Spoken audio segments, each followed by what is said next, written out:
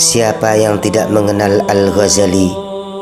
Nama lengkap beliau adalah Al-Imam Zainuddin Abu Hamid Muhammad bin Muhammad Al-Ghazali At-Tusi, dengan bergelar Hujjatul Islam, pakar dalam bidang fikih, tasawuf, teologi, usul fikih, filsafat dan lain-lainnya. Beliau dilahirkan di kota Tus, sebuah daerah di Khurasan, pada tahun 450 Hijriah atau 1058 Masehi. Beliau dikenal dengan nama Al-Ghazali karena beliau berasal dari sebuah desa yang bernama Ghazalah. Ayahnya bekerja sebagai pemintal tenun wol. Lingkungan keluarga beliau sangat agamis dan menjalani kehidupan sufi. Pertualangan ilmiahnya dimulai sejak Al-Ghazali menimba ilmu di daerahnya sendiri kepada Al-Imam Ahmad bin Muhammad Ar-Raziqani At-Tuzi. Kemudian beliau melanjutkan ke Jurjan dan memasuki perkuliahan yang diasuh oleh Al-Imam Abu Nasr Al-Ismaili dengan mata pelajaran yang lebih luas, meliputi semua studi agama dan bahasa. Setelah tamat, beliau kembali ke kota Tus dan mengkaji ulang semua yang telah dipelajarinya sambil belajar tasawuf kepada Syekh Yusuf An-Nasad. Setelah 3 tahun di Tus, beliau pun berangkat kembali melanjutkan pendidikannya ke Nazapur, mengikuti perkuliahan di Universitas Nizamiyah yang diasuh oleh Imam Al-Haramain Al-Juwaini. Dalam beberapa mata pelajaran keislaman seperti fikih, usul fikih, teologi, dan logika. Di Nazapur beliau juga melanjutkan pelajaran tasawuf kepada Syekh Abu Ali Al-Fadl bin Muhammad bin Ali Al-Farmazi. Di samping belajar dan mempelajari semua yang telah dipelajarinya, aktivitasnya juga diisi dengan mengajar dan menulis dalam ilmu fikih dan usul fikih.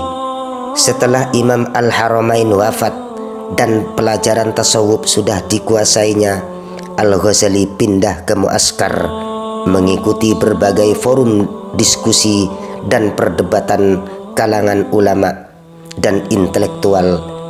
Beliau berada di situ dengan reputasi, prestasi, dan kecemerlangan yang menjulang tinggi dan mengantarnya ke kursi guru besar di Universitas Nizamiyah Baghdad pada tahun 480 Hijriah atau 1091 Masehi. Popularitas Al-Ghazali di Baghdad melebihi popularitasnya ketika masih di Muaskar, sehingga keuntungan materi mendatangi beliau dengan melimpah ruah. Bahkan pengaruh dan kewibawaan Al-Ghazali di Baghdad melebihi pengaruh para pejabat tinggi negara pada waktu itu. Akan tetapi keadaan itu bukan semakin menambah kebahagiaannya, malah membuatnya sedih, bersusah hati, sehingga secara tiba-tiba beliau meninggalkan Baghdad, menjauh dari segala ketenaran dan meninggalkan semua materi. Kemudian beliau menyepi ke kota Damaskus.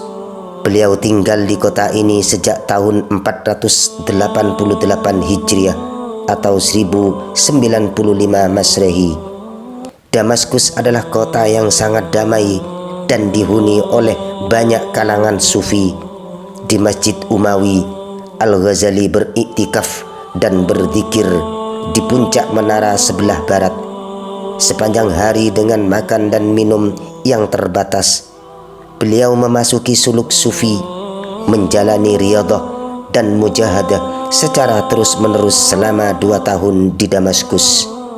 Kemudian setelah itu, beliau pindah ke Baitul Maqdis di Palestina.